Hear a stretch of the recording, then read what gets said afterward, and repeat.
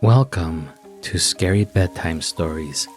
I'm your host, Jose, and I will be your guide, your Morpheus into the world of dreams.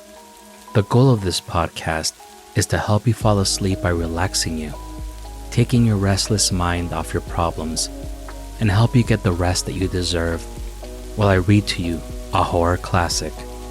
I promise it won't be too scary. We're going to drown out the world with a little bit of white noise.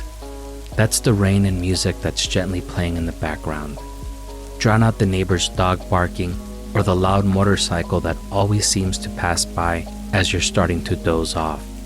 It's never going to get louder than this. Put a speaker near your bed. Put this episode on repeat or make a playlist with several episodes. Each one will fade in and out into the next. If you wake up in the middle of the night and it's silent, hit play again. Focus on my story and my voice and allow yourself to fall asleep again.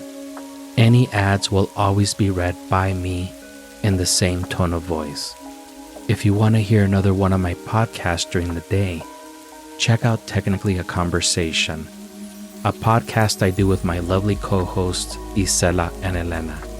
We cover a lot of weird and strange topics and have plenty of spooky episodes to entertain you. We also have plenty of lighthearted and fun episodes if you enjoy variety like I do. We're also pretty funny from time to time. The link will be in the show notes or go to technicallyaconversation.com. With all that out of the way, let's get started. Make yourself comfortable in your bed. Flip that pillow around to the cool side and relax your breathing. Focus on how soft and cool your sheets are. The amazing scent of the fabric softener. Today, I'll be reading part 1 of the story of William Wilson by Edgar Allan Poe. Let me call myself, for the present, William Wilson. That is not my real name. That name has already been the cause of the horror, of the anger of my family. Have not the winds carried my name, with my loss of honor, to the ends of the earth? Am I not forever dead to the world, to its honors, to its flowers, to its golden hopes? And the cloud, heavy and endless, does it not hang forever between my hopes and heaven? Men usually become bad by degrees, but I let all goodness fall from me in a single moment, as if I had dropped a coat. From small acts of darkness, I passed, in one great step, into the blackest evil ever known. Listen while I tell of the one cause that made this happen. Death is near, and its coming has softened my spirit. I desire, in passing through this dark valley, the understanding of other men. I wish them to believe that I have been, in some ways, in the power of forces beyond human control. I wish them to find for me, in the story I'm about to tell, some small fact that proves I could have done only what I did. I would have them agree that what happened to me never happened to other men. Is it not true that no one has ever suffered as I do? Have I not indeed been living in a dream?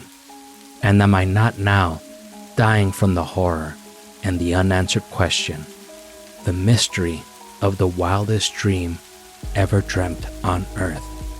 I am one of a family well known for their busy minds. As a small child, I showed clearly that I too had the family character. As I became older, it grew more powerful in me. For many reasons, it became a cause of talk among friends, and the hurt it did me was great. I wanted people always to do things my way. I acted like a wild fool. I let my desires control me. My father and mother, weak in body and mind, could do little to hold me back. When their efforts failed, of course my will grew stronger. From then on, my voice in the house was law. At an age when few children are allowed to be free, I was left to be guided by my own desires. I became the master of my own actions. I remember my first school. It was in a large house about 300 years old in a small town in England among a great number of big trees. All the houses were very old. In truth, it was a dreamlike and spirit-quieting place, that old town. At this moment, I seemed to feel the pleasant coolness under the shade of the trees. I remember the sweetness of the flowers. I hear again with delight. I cannot explain the deep sound of the church bell each hour breaking the stillness of the day. It gives me pleasure to think about this school. As much pleasure, perhaps, as I am now able to experience. Deep in suffering as I am, the suffering only too real. Perhaps no one will object if for a short time I forgot my troubles and tell a little about this period. Moreover, the period and place are important. It was then and there that I first saw, hanging over me, the terrible promise of things to come. Let me remember.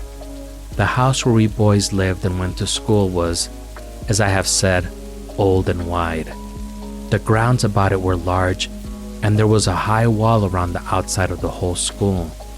Beyond this wall, we went 3 times in each week on one day to take short walks in the neighboring fields, and 2 times on Sunday to go to church. This was the one church in the village, and the head teacher of our school was also the head of the church. With a spirit of deep wonder and of doubt, I used to watch him there. This man, with slow step and quiet, thoughtful face, in clothes so different and shining clean, could this be the same man who, with a hard face and clothes far from clean, stood ready to strike us if we did not follow the rules of the school? Oh, great and terrible question, beyond my small power to answer. I well remember the playground, which was behind the house. There were no trees, and the ground was as hard as stone.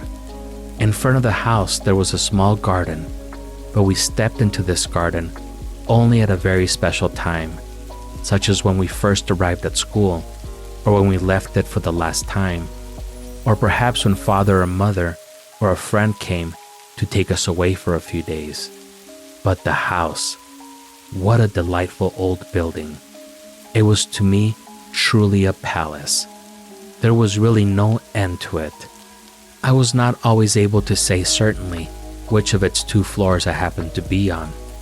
From each room to every other, there were always 3 or 4 steps either up or down. Then the rooms branched into each other, and these branches were too many to count, and often turned and came back upon themselves.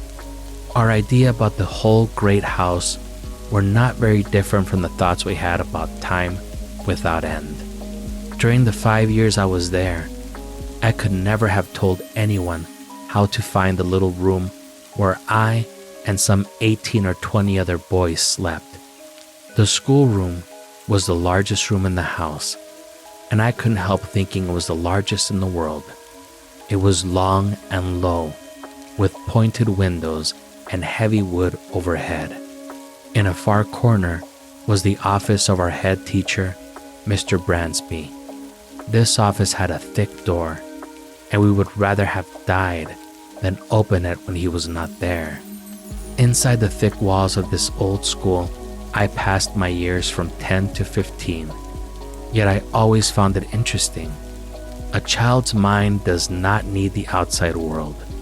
In the quiet school, I found more bright pleasures than I found later as a young man, in riches, or as an older man, in wrongdoings. Yet I must have been different indeed from most boys. Few men remember much of their early life.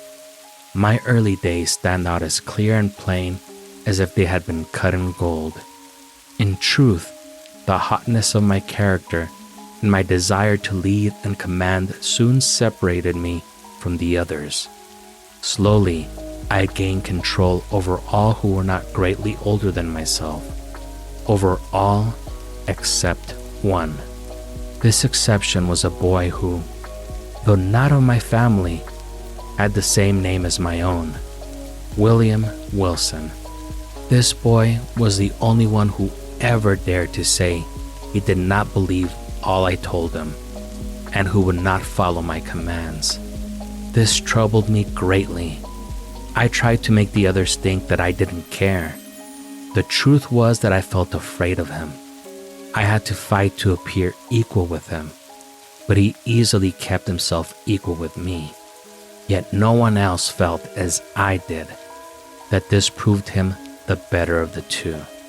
Indeed, no one else saw the battle going on between us. All his attempts to stop me and what I wanted to do were made when no one else could see or hear us.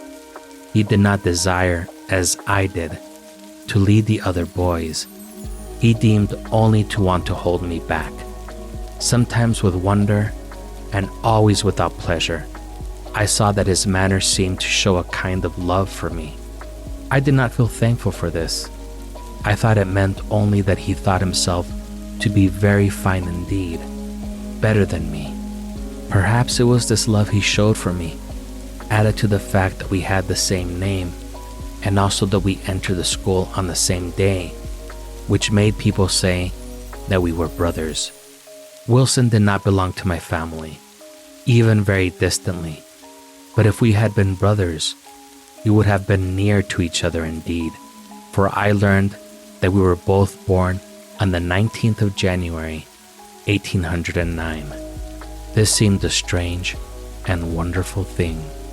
This concludes part 1 of the story of William Wilson by Edgar Allan Poe.